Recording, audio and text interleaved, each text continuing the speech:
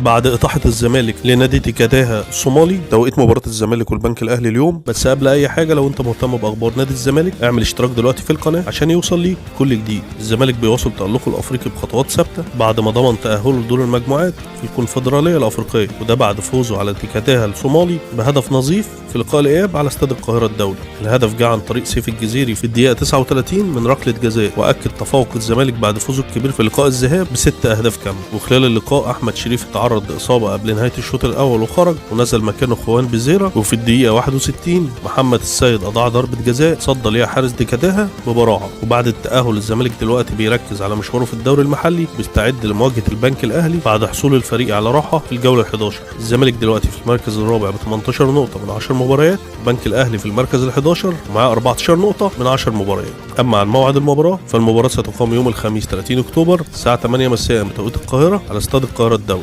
وبكده وصلنا للنهاية. لو انت مهتم بأخبار نادي الزمالك اعمل اشتراك دلوقتي في القناة عشان يوصل ليك كل جديد. كان معكم حسن سعيد. بعد إطاحة الزمالك لنادي تيكاتاها الصومالي، توقيت مباراة الزمالك